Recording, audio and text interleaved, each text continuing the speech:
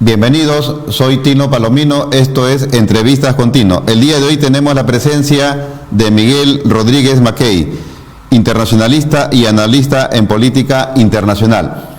Señores, en estos momentos en que en nuestro país tal parece que va a asumir la presidencia el señor Castillo del partido político Perú Libre, cuyo fundador y líder, el señor Cerrón, ha manifestado que es un partido que tiene una filosofía marxista, leninista, mariateguista, vale decir comunista. En la isla, en Cuba, el pueblo se ha levantado cansado con ese régimen que ellos tienen y que tanto admira el señor Vladimir Cerrón de Perú Libre. ¿Qué es lo que quiere esa gente? Quiere libertad, es decir, quiere vivir en democracia, tal y como lo hay en el resto del mundo: democracia representativa, alternancia en el poder, pluralidad de partidos políticos y iniciativa privada, cosa que en esa isla, en Cuba, no hay. Sobre este tema y otros vamos a conversar con el doctor Rodríguez.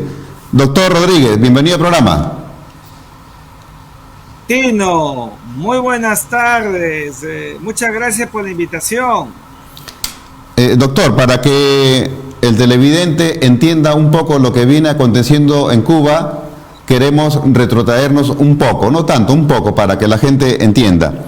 En el manifiesto de la Sierra Maestra del año 57, Fidel Castro y los demás líderes revolucionarios se comprometieron a celebrar elecciones generales para todos los cargos dentro de los 18 meses. Sin embargo, las primeras elecciones se llevaron en 1974, 17 años después. ¿Qué pasó? ¿No cumplió con su palabra? Bueno, Fidel Castro nunca cumplió con su palabra, pero permíteme hacer un poquito de historia en solamente 15 segundos. Cuando llega al poder por dictadura Fulgencio Batista, se vuelve pues un dictador, un hombre que dejó todo el derecho, y entre esos revolucionarios que se levantan contra el régimen estuvo Fidel Castro y unos cuantos. Al final fueron presos y luego por presión popular fueron indultados, amnistiados diría mejor, y se van a México. Y en México con el Che Guevara y otros más, Camilo Cienfuegos, cruzan y vuelven a la isla en 1956, y en el 57 se van de frente a Sierra Maestra, que es la pregunta que tú acabas de hacer. Allí es donde ellos inician lo que se llama la guerra de guerrillas, para que la gente nos ve y nos escucha. Y esto lo desarrollé mucho en mi libro sobre Fidel Castro, el hombre que quiso cambiar el mundo. Fíjate, Fidel Castro nunca ha sido sincero en nada, porque él tenía un verbo, es verdad, un gran verbo, esos grandes discursos que daba, como cuando aquel que ingresa a La Habana, aquel 1 de enero de 1959, y un discurso larguísimo, donde hay una paloma incluso posada en él, y la paloma no se movía, y todo el mundo decía que pasaba, que era el Espíritu Santo que había llegado con Fidel, y no era nada de eso, sino que le habían llenado de cositas allí, nicobita o algo parecido para que la paloma no se moviera. Fidel Castro, en realidad, es el partero de la demagogia, porque engañó al pueblo. Nadie creyó que se venía para Cuba una sociedad comunista. Él viaja a Estados Unidos, se entrevista con el presidente de los Estados Unidos, está en ese marco con los congresistas, se burla de todo, regresa, y ese nacionalismo inicial que casi todos en Cuba creyeron, porque nadie quería a Fulgencio Batista, pues. Entonces regresa e inicia, al ver que no le convenía a Estados Unidos, las conveniencias, pues nos cambian de discurso, como estamos viendo últimamente aquí en el Perú, y entonces buscó acercarse a Nikita Khrushchev en la Unión Soviética y se declararon comunistas, sabiendo que era Cuba la que iba a adiestrarle como mecenas a partir de ese momento en el sistema internacional. Nunca más, como muy bien haces en tu pregunta, hubo democracia en Cuba. Al contrario, acabaron con el sistema de votación popular de elecciones, instalaron todos sus presupuestos de asambleas totalmente digitadas, y aquel que se oponía era convertido en disidente y eran fusilados como los primeros 500 en los primeros 6 meses de la dictadura que se inició en Cuba hasta el día de hoy. Es decir, sacaron a un dictador y pusieron a un dictador. Huber Matos Benítez, que también fue un líder revolucionario conjuntamente con Camilo Cienfuegos y el señor Raúl Castro y Fidel Castro, manifestó pues de que la influencia comunista en el gobierno cada vez crecía mucho más. Entonces entiendo ahí, cuando él hace esa crítica, es que él no es comunista, el señor Matos. Entonces ese movimiento revolucionario que se gestó en Cuba para sacar a Fulgencio Batista no era un movimiento comunista. No, no lo era, y esa es una muy buena pregunta y precisión que haces. No lo era. Era más bien una movilización guerrillera, sí, pero nacionalista, porque lo que se buscaba eran las reivindicaciones que Fulgencio Batista no hacía. Todo el mundo le decía, Fulgencio Batista vendido o comprado, como quieras, por Estados Unidos de América. Entonces, ese nivel de relacionamiento, amén de los discursos que había en América Latina, ya había comenzado de alguna manera esa efervescencia antiimperialista, eso es verdad, pero no eran comunistas. Y Fidel Castro, fíjate, para mí Fidel Castro, después de haberlo investigado tanto, él se convierte comunista por las circunstancias, al ver que con Estados Unidos no iba a conseguir lo que él quería, un statu quo de confort. Entonces sí, en los soviéticos iba a tener esa oportunidad, en la medida en que geopolíticamente Cuba era una piedra en el zapato para Washington y era evidentemente una perla para la Unión Soviética, bajo la dinámica de un mundo dividido por el imperialismo y el comunismo que estaba tan en boga en esa época. ¿Por qué la señora Juana Castro rompe con sus hermanos, con Raúl y Fidel Castro? Mira, es una pregunta importante, yo la desarrollo en mi libro sobre Fidel Castro, justamente porque ella descubre lo que hacían sus hermanos. ¿Qué hacían sus hermanos? Trampas. Y además mandaban a liquidar a las personas, a las gentes. Ella es la que no se cayó y tuvo que tener una posición, y los hermanos no sabían qué hacer frente a una mujer que se había puesto muy bien las faldas y decía realmente que lo que encontraba en la revolución todo era mítico, pero al mismo tiempo era una pseudo revolución, que era lo que estaba descubriendo conforme iba avanzando cada vez la revolución en todo el país. Una de las primeras acciones de este gobierno fue el establecimiento de los juicios prácticamente sumarios, rápidos, contra aquellas personas que habían estado ligadas al régimen de Fulgencio Batista y contra los opositores. E incluso el Che Guevara, cuando fue a una sesión de la ONU, se regodeó: sí, estamos fusilando pues a todos los enemigos del pueblo. ¿Por qué los regímenes comunistas prácticamente aniquilan, exterminan a todos sus opositores? No hay libertad de pensamiento. Bueno, mira, en eso yo soy muy juicioso como tú en ser objetivo. En realidad todos los totalitarismos, todos los regímenes, sean de izquierda o de derecha, terminan fusilando a todo aquel que se pone en contra. Nada más que los que hemos visto en la historia han sido fundamentalmente los regímenes comunistas. Y ahí está, mire, Stalin además mandó matar a todo el séquito que tenía a su alrededor cuando sentía que había una amenaza sobre él. Y no decir nada de los bolcheviques con Lenin, que nos permite mirar un poco, para ir un poco alternando, nos permite mirar un poco ejemplos, ¿no? Es decir, las cosas que hacen, liquidan, primero son mencheviques y luego bolcheviques. Cuidado, que ante la pregunta inicial que hiciste en tu buen preámbulo de la posibilidad de que el señor Castillo sea presidente, yo sigo creyendo que podría haber una primera etapa menchevique. Cuidado con la bolchevique. Cuidado con la bolchevique, que es lo que más me preocupa, y que tenemos que tener los ojos muy abiertos, porque esa experiencia menchevique-bolchevique, es decir, de una posición blanda a una dura, feroz y violenta, la historia lo tiene registrado, como muy bien has anotado, en Cuba, en Corea del Norte, en la Unión Soviética, en Vietnam, y en todos los países que han evidentemente tenido y estado bajo la coraza del sistema comunista internacional, que, como sabes, está desfasado, cayó con la caída del muro de Berlín en 1989 y el desmembramiento, el final de la Unión Soviética 2 años después. Este gobierno cubano, que al inicio tuvo el reconocimiento del gobierno norteamericano, ¿qué medidas económicas adoptó para que los Estados Unidos rompa con Cuba?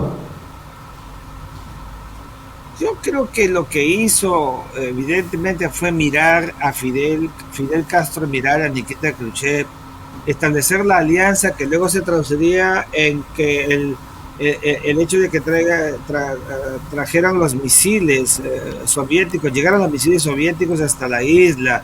Allí Estados Unidos se dio cuenta de los afanes de un Fidel Castro ellos sintieron una burla y por eso ya te acordarás la famosa la invasión de Bahía de Cochinos que fracasó, pero fue un intento en el tiempo de John F. Kennedy en abril de 1960.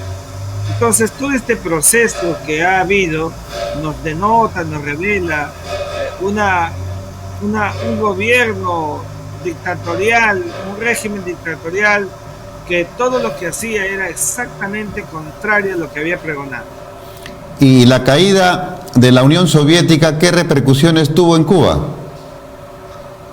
Muchas, porque perdió la calidad de mecenas que recibía de, de la Unión Soviética. Cuba ya no tenía ingresos, todo lo que era Cuba por el azúcar no se iba a poder mantener, y entonces la caña de azúcar, entonces la Unión Soviética solventaba, subvencionaba, todo eso se acaba, tiene que buscar otros aires, hasta en el narcotráfico algunos han referido. Recuerda que hasta un ministro fue fusilado por estar asociado al narcotráfico. Ochoa. Lo mandó a hacer Fidel Castro, cuando todos sabemos que en el fondo habían otros niveles de compromiso mayor, y comenzó Cuba a buscar otros mecanismos de subsistencia y se convirtió en esa suerte de laboratorio de la contrainteligencia latinoamericana, asesorando gobiernos, etcétera, para encontrar, digamos, un espacio. Eso fue lo que pasó luego con Hugo Chávez. Iba a La Habana, como sabes, Nicolás Maduro va a La Habana, Daniel Ortega va a La Habana, y todos iban a La Habana. En la propia Habana se crea las dinámicas para expandir los procesos. Ya estaba en una etapa muy crítica, y por esa misma situación grave de Cuba es que van surgiendo otros espacios en el continente. Es el caso del Foro Sao Paulo en Brasil o del Grupo de Puebla en México. Como Cuba económicamente pues no está muy bien, esa alianza con Venezuela por el petróleo, esa alianza con Bolivia por el gas, le cae bien, ¿no? Sin duda que sí. Yo creo que cualquiera de estas alianzas para una Cuba que no tiene ingresos, una Cuba que en verdad que ha estado siempre en el acto marginal porque sus propios gobernantes así lo han querido, no ha podido abrirse al mundo como se lo pidió Juan Pablo II, y que también el mundo se abre a Cuba.